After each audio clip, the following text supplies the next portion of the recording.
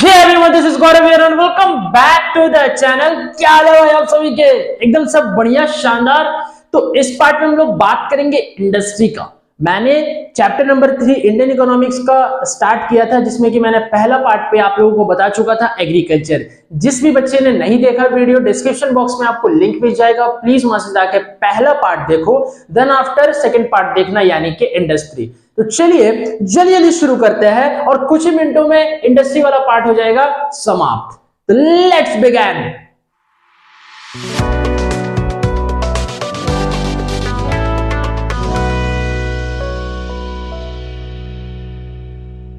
बात करेंगे कि इंडस्ट्री, मेन चीज ये है ना कि इंडस्ट्री का क्या रोल है इकोनॉमी को डेवलप करने में, और कौन सी इकोनॉमी को? इंडियन इकोनॉमी को।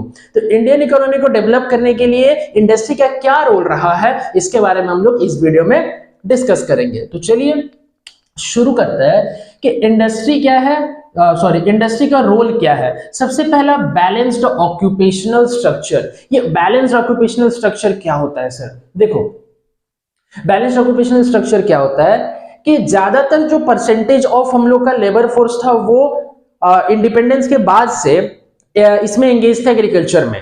एग्रीकल्चर सेक्टर में इंडस्ट्री था, तो एग्रीकल्चर सेक्टर में एंगेज होने के कारण जो ऑक्यूपेशनल स्ट्रक्चर है वो मेरा इम्बैलेंस हो चुका था। क्यों? क्योंकि ज्यादा परसेंटेज तो एग्रीकल्चर में है। तो इसीलिए हम लोग क्या करेंगे, बैलेंस करने के लिए we should go for industrialization. हम लोग इंडस्ट्रियलाइजेशन को अडॉप्ट करेंगे ताकि कुछ परसेंटेज ऑफ वर्कफोर्स हम लोग का इंडस्ट्री में भी काम करेगा। इससे क्या हो जाएगा, सिचुएशन बैलेंस हो जाएगा। Very good. अब क्या है, सेल्फ रिलायंट इकोनॉमी। अगर इकोनॉमी को सेल्फ रिलायंट बनाना है, खुद सब कुछ काम करवाना है, तो इंडस्ट्री जरूरी है। विदाउट इंडस्ट्री आप कोई भी इकोनॉमी को सेल्फ रिलायंट नहीं कर सकते। फॉर एग्जांपल, मान लो कि ये ए एरिया है और ये बी एरिया है। अब ए एरिया में इंडस्ट्री है, बी एरिया में इंडस्ट्री नहीं है, तो मैं आपको दावे के साथ बता सकता हूं कि जो ए एरिया का इंडस्ट्री जो वहां पे है, वहां का आप एनवायरनमेंट जा करके देखो, वहां का डेवलपमेंट जा करके देखो, वो एरिया ज्यादा डेवलप कर चुका है as compare to B area. समझ गए? नेक्स्ट क्या, एक्सपेंशन ऑफ एम्प्लॉयमेंट अपॉर्चुनिटी। अगर इंडस्ट्री आएगा तो बहुत सारे लोग क्या इंडस्ट्री में भी काम करना चाहेंगे, तो एम्प्लॉयमेंट अपॉर्चुनिटी ऑब्वियस है क्या, ज्यादा होगा। नेक्स्ट है increase in rate of economic growth. अब तो ये तो फिर ऐसे ही हो गया ना, क्या ये तो सर पुराना चीज है ना? क्या जीडीपी, जीडीपी क्या ग्रोथ रेट क्या होगा, बढ़ेगा। अगर इकोनॉमी ग्रो करेगा तो जीडीपी बढ़ेगा, और कंट्रीब्यूशन एग्रीकल्चर को छोड़ करके इंडस्ट्री का भी उस पे रहेगा। समझ गए? ठीक है सर। और लास्ट क्या है, इंफ्रास्ट्रक्चरल ग्रोथ। देखो, इंफ्रास्ट्रक्चर यानी कि कोई भी अगर रोड्स बन रहा है, रेलवेज हो रहा है, हॉस्पिटल, स्कूल, कॉलेजेस, ये सब भी क्या अच्छे होगा, क्योंकि इंडस्ट्री एक ऐसा पार्ट है ना इकोनॉमी का।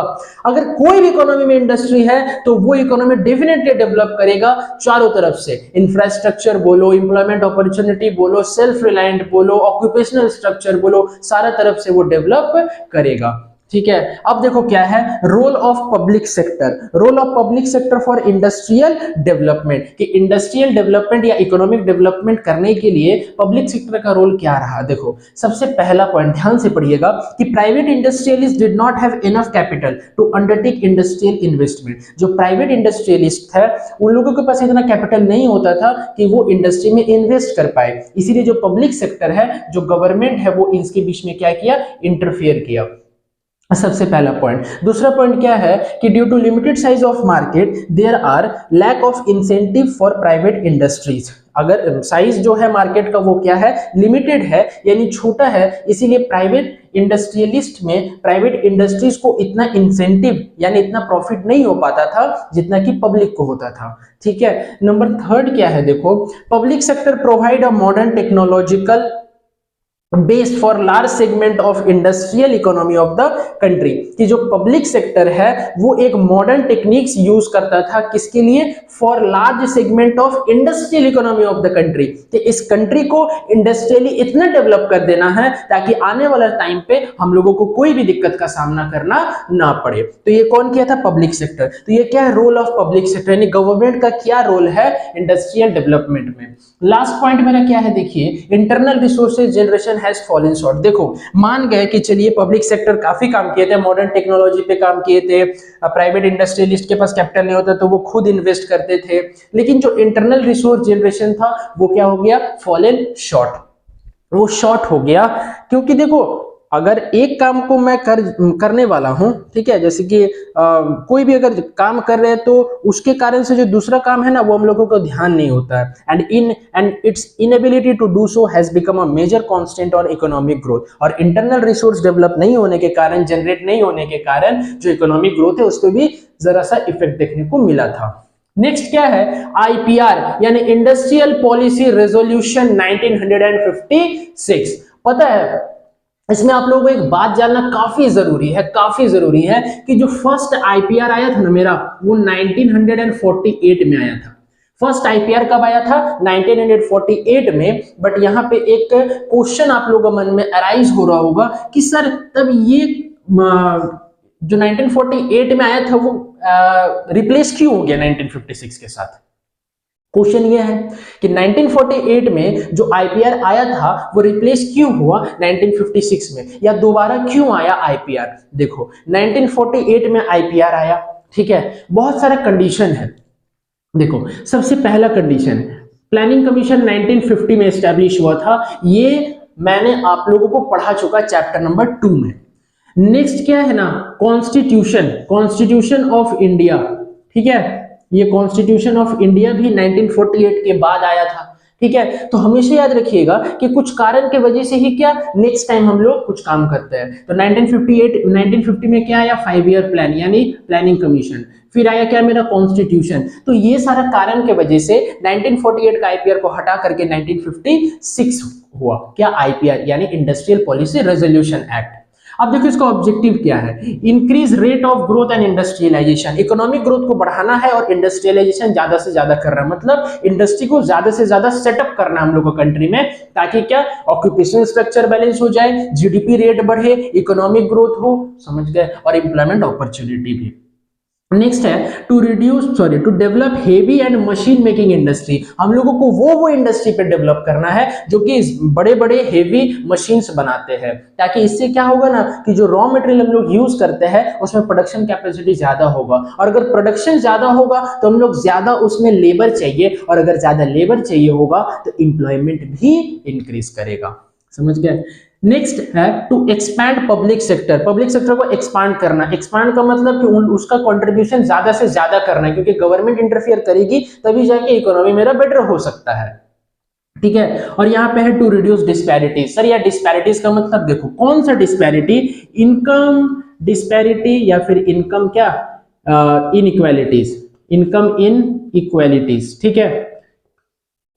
तो इनकम इनइक्वालिटीज किसके किसके बीच में होता है, किसके किसके बीच में होता है बच्चे, जल्दी बताओ जोर से।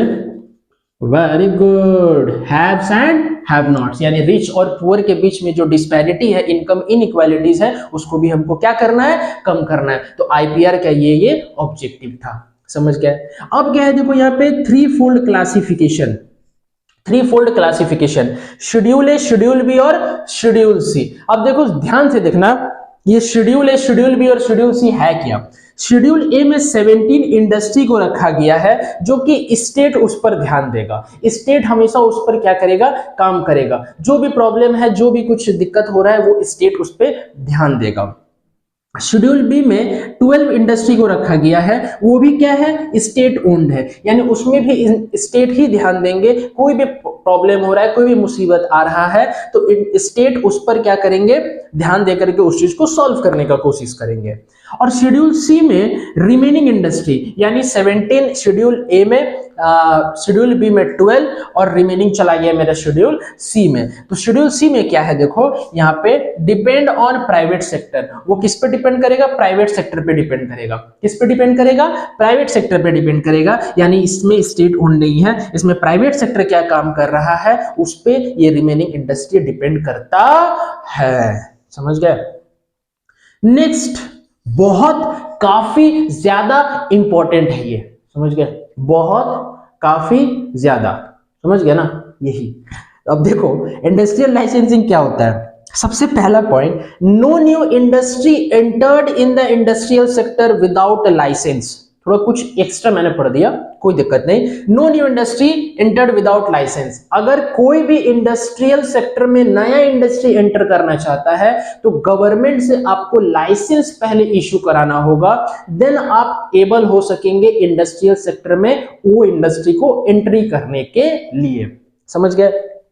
पहला पॉइंट, मतलब लाइसेंस जरूरी है न्यू इंडस्ट्री ओपन करने के लिए। Next point, conditions regarding location. देखो, अगर गवर्नमेंट जब आपको लाइसेंस ग्रांट करेगी कोई भी इंडस्ट्री को, तो उसमें लोकेशन रिलेटेड बात होना चाहिए। Condition regarding location, why location sir? Location क्यों? क्योंकि गवर्नमेंट का ये फोकस होना चाहिए कि जो बैकवर्ड इंडस्ट्री है उसको हमको ज्यादा से ज्यादा डेवलप करना चाहिए, इसलिए मैंने वह ब्रैकेट में लिखा है क्या? बैकवर्ड। समझ गए? नंबर थर्ड क्या है? Licence is required even for expansion of existing one. ऐसा नहीं है मान लो मेरा इंडस्ट्री पहले से है, फॉर एग्जांपल ये ए व्यक्ति है और ये बी व्यक्ति है, ए का पहले से इंडस्ट्री है और हम नया नया इंडस्ट्री ओपन किए हैं, तो हमको लाइसेंस चाहिए और इसको लाइसेंस नहीं चाहिए, ऐसा नहीं है। हो सकता है इसका जो पुराना इंडस्ट्री है ये इसको एक्सपांड करके बड़ा बनाना चाहता है, नया बनाना चाहता है, उस कंडीशन में भी लाइसेंस चाहिए होगा। तो ऐसा नहीं कि सिर्फ नया इंडस्ट्री के लिए लाइसेंस एप्लीकेबल है, अगर एग्जिस्टिंग इंडस्ट्री भी अगर एक्सपेंड करना चाहता है, उसको बढ़ाना चाहता है, तो भी लाइसेंस का जरूरत है। इसीलिए मैंने यहाँ पे लिखा है licence is required even for expansion of existing one.